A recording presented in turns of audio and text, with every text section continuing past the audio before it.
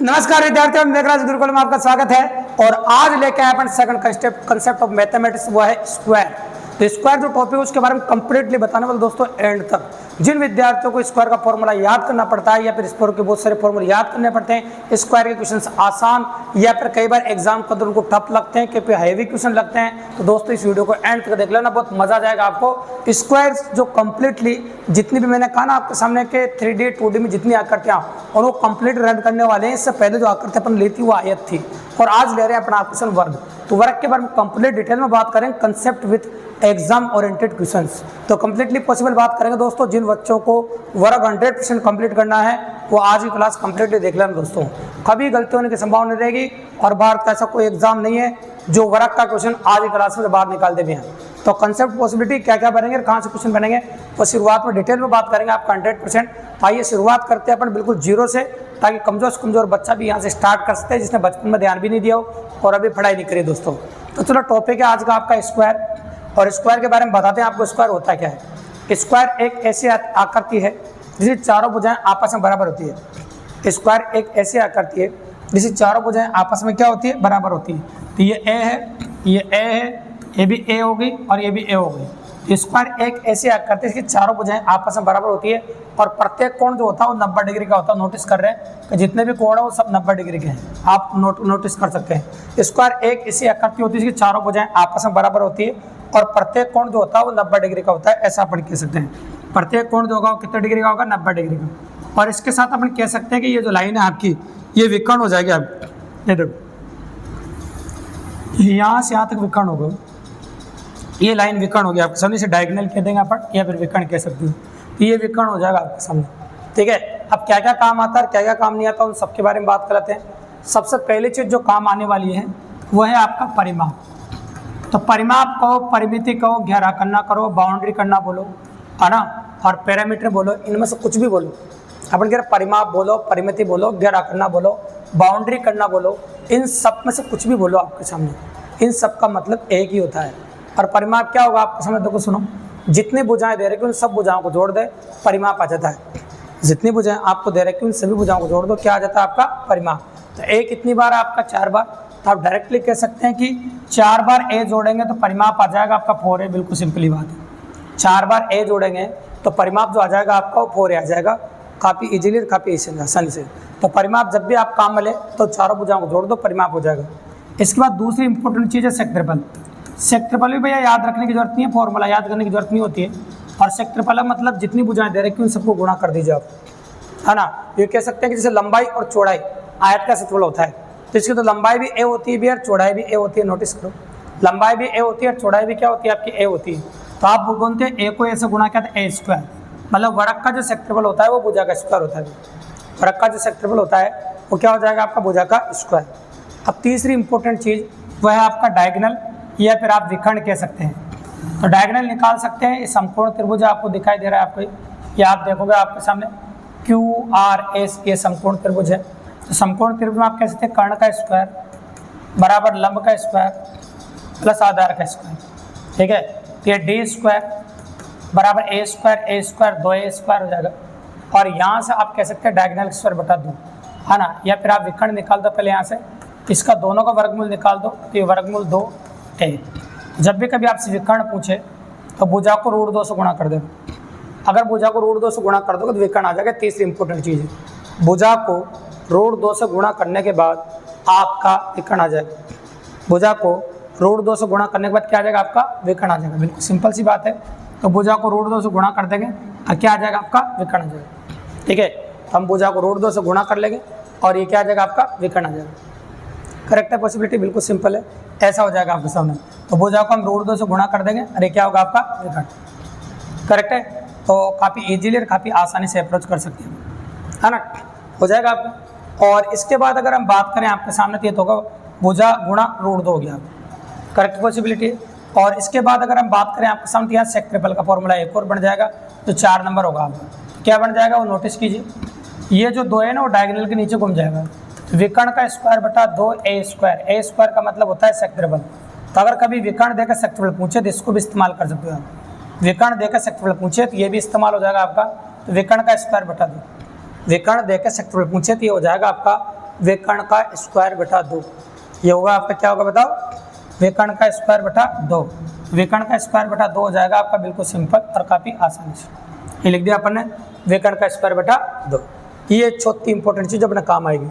अब पांचवी इंपॉर्टेंट चीज़ क्या है जो अपने काम आएगी वो भी देखते जाओ आप। जितनी भी इंपॉर्टेंट चीज़ें जो काम आती है वो सारी आपको बताते जा रहे हैं भी। आगे सुनो, दो वर्गों के क्षेत्रफल में तुलना। दो वर्गों के क्षेत्रफलों में तुलना, ऐसा कह सकते हैं। दो वर्गों के क्षेत्रफलों में तुलना। और तुलना कैसे करते हैं? तुलना बहुत प्यारे क्वेश्चन बनते हैं। पहले वर्ग का क्षेत्रफल में दूसरे वर्ग का क्षेत्रफल का भाग लगा दो। पहले वर्ग का क्षेत्रफल में दूसरे वर्ग का क्षेत्रफल का भाग लगा दो। तो पहले वर्ग का क्षेत्रफल जो होगा आपका वह a1 का स्क्वायर होगा और दूसरे वर्ग का क्षेत्रफल होगा आपका a2 का स्क्वायर। तो पहले वर्ग का क्षेत्रफल में दूसरे वर्ग का क्षेत्रफल का भाग लगा दें। ये हो जाएगा आपके सामने a1 बटा a2 और ये हो जाएगा आपका a1 बटा a2 का होल स्क्वायर। ठीक है, तो पहले वर्ग का क्षेत्रफल में दूसरे वर्ग के क्षेत्रफल का भाग लगा देंगे। ये होगा आपका क्षेत्रफल में अनुपात और ये भुजाओं का वर्ग में अनुपात। दो अनुपात दे रखे हैं, इनमें कोई से भी एक दे दो तो हम दूसरा निकाल सकते हैं। कई बार इसमें संख्या पूछता है भी और संख्या का पॉसिबिलिटी बनती है। अगर बड़े वर्ग के क्षेत्रफल में छोटे वर्ग का क्षेत्रफल का भाग लगा दो तो संख्या आ जाती है भी। जो जो चीज़ें काम आ गई सब बता रहे हैं। बताओ, बड़े वर्ग का क्षेत्रफल, बड़े वर्ग का क्षेत्रफल, तो बड़े वर्ग के क्षेत्रफल में छोटे वर्ग के क्षेत्रफल का भाग लगा देंगे। छोटे वर्ग के क्षेत्रफल का भाग लगा देंगे। अपन कहेंगे बड़े वर्ग के क्षेत्रफल में छोटे वर्ग के क्षेत्रफल का भाग लगा देंगे। बड़े वर्ग के क्षेत्रफल में छोटे वर्ग का क्षेत्रफल भाग लगा देंगे तो क्या आ जाएगा बताओ, संख्या आ जाएगी आपके सामने। और अपन संख्या निकाल सकते हैं। तो जब भी कभी आपको संख्या निकालनी हो इस प्रकार से आप संख्या निकाल सकते हैं। ये टोटल 6 इंपॉर्टेंट पॉसिबिलिटीज़ है जिनसे स्क्वायर में क्वेश्चंस बनते हैं, मतलब वर्ग में क्वेश्चन बनते हैं। अगर ये 6 बातें आपको अच्छे से ध्यान में रह जाती है तो औकात नहीं बार था कोई एग्जाम जो क्वेश्चन इन 6 वेरिएंट से बाहर निकाले। कुछ एग्जाम की पॉसिबिलिटी क्वेश्चंस है जिनके बारे में डिस्कस करेंगे अपन, कैसे कैसे इंपॉर्टेंट क्वेश्चंस बने हैं। बिल्कुल इजी क्वेश्चन के बारे में बात नहीं करेंगे फॉर्मूला बेस कम्प्लीटली, इधर का इधर इधर का इधर, वो तो क्वेश्चन आप भी कर सकते हैं, उनमें कोई बड़ी बात नहीं। लेकिन ओरिएंट क्वेश्चन जो बने हैं तो बार बार रिपीट होते हैं, जिनके रिपीट होने के चांस काफ़ी ज़्यादा है। यहाँ से 2 क्वेश्चन बन रहे हैं वो तो यूँ दिख रहे हैं आपको। क्षेत्रफल अनुपात देकर भुजाओं अनुपात पूछ सकता है और भुजाओं अनुपात देकर क्षेत्रफल अनुपात पूछ सकता है। यहाँ से 2 क्वेश्चन आपके सामने बन जाएंगे। एक क्वेश्चन यहाँ से बन जाएगा आपका, एक यहाँ से बन जाएगा। यहाँ भुजा देकर डायगोनल पूछ लेगा, यहाँ से बन जाएगा। क्षेत्रफल देकर भुजा पूछ लेगा, यहाँ से बन जाएगा। से परिमाप देकर यहाँ से भुजा पूछ लेगा, दोनों से भुजा आकर तो क्षेत्रफल निकाल दें और क्षेत्रफल आ जाए तो परिमाप निकाल दें। तो कहने का मतलब दोनों से निकाल सकते हैं, कोई बड़ी बात नहीं। अब लेते हैं वो क्वेश्चन जो ज़्यादा इंपॉर्टेंट है। तो पहला क्वेश्चन, जिस पैटर्न पर क्वेश्चन पूछे जाते हैं वो पहला क्वेश्चन है। पहला क्वेश्चन ये कहता है 2 वर्गों के परिमाप दे रखे पढ़ो। 2 वर्ग है मेरे पास जिनके परिमाप दे रखे मुझे 24 मीटर और दूसरा दे रखा आपको 32 मीटर। 2 वर्गों के परिमाप क्रमश है 24 मीटर तथा 32 मीटर है, ऐसा मैं कह रहा हूँ। 2 वर्गों के परिमाप क्रमश है 24 मीटर तथा 32 मीटर, ऐसा अपन कह रहे हैं। 2 वर्गों के परिमाप क्रमश है 24 मीटर तथा 32 मीटर है, ऐसा अपन प्रैक्टिकली कह रहे हैं। इनके क्षेत्रफलों का योग तीसरे वर्ग के क्षेत्रफल के बराबर है।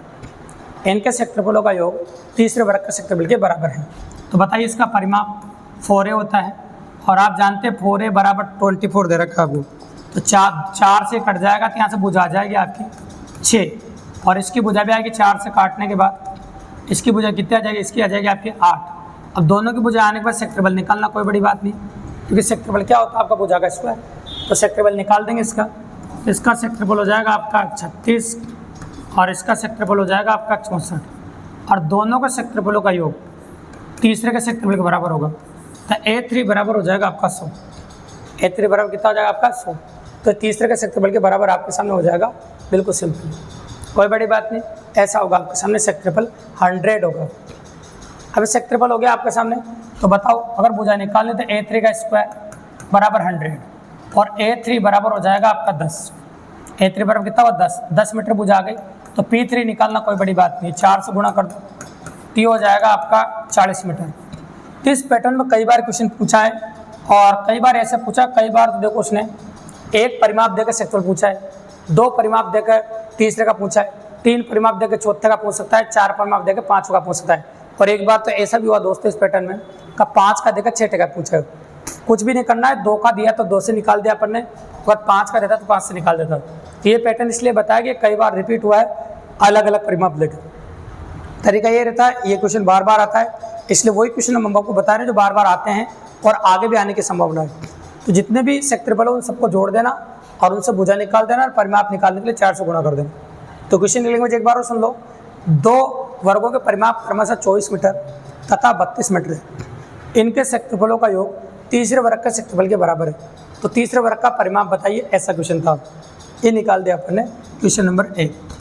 अब आ जाए क्वेश्चन नंबर 2 इंपॉर्टेंट कौन सा है उसके बारे में बात कर लेते हैं। तो संख्या वाला क्वेश्चन भी इंपॉर्टेंट है भैया। संख्या जब पूछता है कैसे इंपॉर्टेंट है, देखो एक बड़ा वर्ग जिसकी भुजा 4 मीटर है, तो ये बड़े वर्ग का क्षेत्रफल भुजा का स्क्वायर, उसमें 1/10 मीटर भुजा की 4 मीटर भुजा का वर्गाकार प्लॉट है ना, उसमें 1/10 मीटर भुजा की कितनी क्यारियाँ बनाई जा सकती है।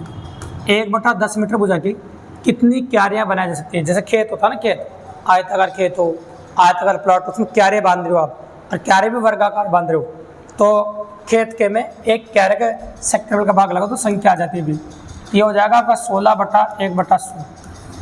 ये 100 पलटा मार के ऊपर गुणा हो जाएगा। तो आप कह सकते हैं अगर इसी आकार में बनाओगे तो पूरे खेत में 1600 क्यारे बांध सकते हो आप। पूरे खेत में कितने क्यारे बांध सकते हो आप? 1600। तो 100% कह सकते हैं कि पूरे खेत में आपको 1600 क्यारे बांधने पड़ेंगे। कितने क्यारे बांधने पड़ेंगे आपको? 1600, जो कि काफ़ी ईजी है और काफ़ी आसानी से आप कर सकते हैं। ये आपका क्वेश्चन नंबर 2 हो गया, जो बिल्कुल पैटर्न बेस है और काफ़ी ईजिली कर सकते हैं। आप स्क्रीनशॉट भी ले सकते हैं और आराम से पढ़ सकते हैं तसल्ली से, कोई जल्दबाजी नहीं। ये 2 नंबर हो गया, ठीक है, कोई दिक्कत नहीं। अब 3 नंबर वेरिएंट की बात कर लेते हैं अपन को। और भी किसी वेराइटी जो अच्छी वाली है, भाई छोटे मोटे क्वेश्चन तो बहुत सारे बनते रहते हैं, उनके बारे में तो हम चर्चा करेंगे नहीं, तो अपन ने डायरेक्ट उन्हीं में समझा दिया जहाँ पर अपन ने लिए है। कई बार ऐसा बोलता है ये क्वेश्चन, कई बार अप्रोच हुआ है कि एक वर्ग है मेरे पास ऐसा, ये लो ऐसा वर्ग है ना। अब वर्ग है तो इसका विकर्ण भी है, तो ए भुजा का एक वर्ग है मेरे पास, ये लो। तो ए भुजा का एक वर्ग ले लिया, इसकी भुजा ए है। तो अगर भुजा ए है तो विकर्ण कितना हो जाए? √2a। तो ए भुजा का वर्ग है एक, तो ये, तो इसका क्षेत्रफल तो आप समझ रहे होंगे भुजा का स्क्वायर हो जाएगा। ये लो, एक तो इसका क्षेत्रफल और एक इसके विकर्णों पर एक वर्ग बन रहा है। इन दोनों के क्षेत्रफलों में अनुपात बताना आप। इन दोनों के क्षेत्रफल में क्या बताना आपको? अनुपात बताना। ऐसा आपको बताना है बस। ये देखो ये वर्ग बनेगा, मैं रफली बना रहा हूँ, ये टच कर देते हैं कहीं भी, ऐसा वर्ग बनेगा, ऐसा वर्ग बनेगा आप कह सकते हैं। तो पहले वर्ग का क्षेत्रफल तो भुजा का स्क्वायर हो गया आपके सामने, है ना। और दूसरे वर्ग का क्षेत्रफल अपन बात कर लेते हैं, नीचे लिख देते हैं। तो a1/a² हो जाएगा, a1 बराबर a² हो जाएगा, ठीक, कोई दिक्कत नहीं, लिखा अपन आपके सामने। अब दूसरे वर्ग की भुजा चाहिए, जब भी तो क्षेत्रफल निकालोगे उसके। तो दूसरे वर्ग की जो भुजा है इसके विकर्ण के बराबर है, तो √2a है, इसका क्षेत्रफल होगा √2a²। तो पहले का क्षेत्रफल में दूसरे का भाग लगा देंगे, पहले का क्षेत्रफल किसका भाग लगा देंगे? दूसरे का। तो ये हो जाएगा आपके सामने क्षेत्रफलों में अनुपात बराबर भुजा का स्क्वायर और ये 2a², a² से a² कट जाएगा, तो क्षेत्रफल में अनुपात आ गया आपका, वो आ गया आपका 1:2। ये हो गया आपका क्षेत्रफल अनुपात, बिल्कुल सिंपल और काफ़ी आसानी से मतलब अपन ने निकाल दिया आपके सामने क्षेत्रफलों में अनुपात। ये हो गया आपका क्षेत्रफल अनुपात, ठीक है भाई, कोई दिक्कत नहीं, बिल्कुल सिंपल है और काफ़ी आसानी से अप्रोच कर सकते हैं अपन और इजीली। ये आपका क्वेश्चन नंबर 3 हो गया।